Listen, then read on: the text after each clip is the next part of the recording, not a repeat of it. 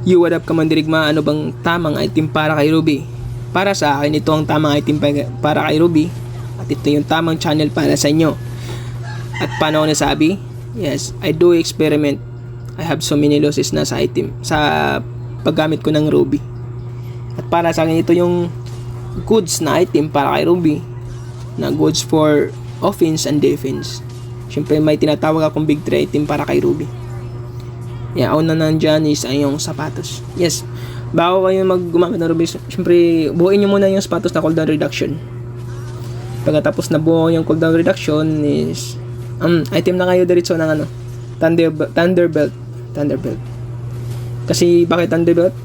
Nakakapag-sustain siya ng damage kasi madali kasi nag-cooldown yung first skill and second skill ni Ruby. Ano so sa yung isis niya. Kasi bawat gamit mo ng skill is ay yung basic attack mo ay mag-sustain niya ng damage kahit tank pa yan. Yes. Pangalawa is yung dominance eyes. Bakit dominance eyes? Siyempre marami yung mga kagaya ng Zilong, di ba?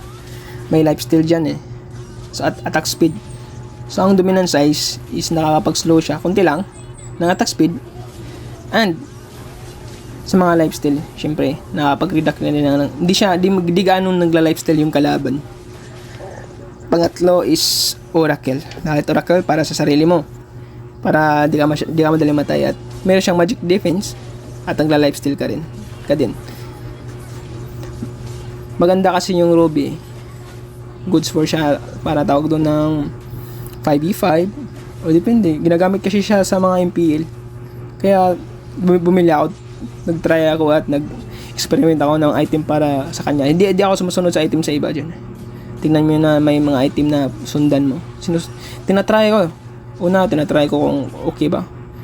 Sa akin, hindi consistent eh. For killing lang. Paano? Ito kasi yung item ko is maganda siya sa pwede kang mag-solo, kaya kang pumatay ng kalaban. At kaya mo rin makapag-sustain ng support sa kampi. Kapag nag-Ruby ka, hindi ka lang tawag doon na puro kill, puro lang. Magbigay ka rin ng vision sa kakampi para hindi kayo matalo. Hindi kasi ito classic rank match kasi, rank game kasi ito. Kahit nag-experiment ako, gusto ko rin manalo. Gusto ko rin makapag tumataas din yung rank. Yan, tingnan nyo naman yung Zilong. Kapag may kalaban kayong Ruby, wag kayong masyadong dumikit pag nasa tore na. Sit kayo. Yes. Tingnan, naka-item na ako ng tinatawag kong big 3. Thunderbelt, dominance eyes at Oracle. Yung pang-apat na pang-5 na item is nakadepende na po na sa inyo kung ano item. Para sa akin, naka-item ako ng Kiras. Nagsustain kasi ako ng item kagaya niyan, yung core nila at para sa marksman. Ang item kasi nila, corrosion and also Demon Hunter. So ito yung nag-aantay lang ako ng item para sa kalaban. Tingnan nyo naman, di ba? Nagbibigay ako ng vision, nakakill ako. Nakasustain ako ng support. Nakasustain ako ng nakakasita ko. Kailangan talaga pag Ruby ka, hindi lang puro ka lang support. Kailangan matatakot din yung kalaban mo. Kailangan makakatulong ka rin ng kunting damage. At malaking support. Hindi, by the way, wag kayong mag-item ng tinatawag doon yung mga red item. Nakita ko kasi yung mga nagko-content ng red item. Tapos naka-classic din naman. Okay lang pag classic. Okay lang matalo.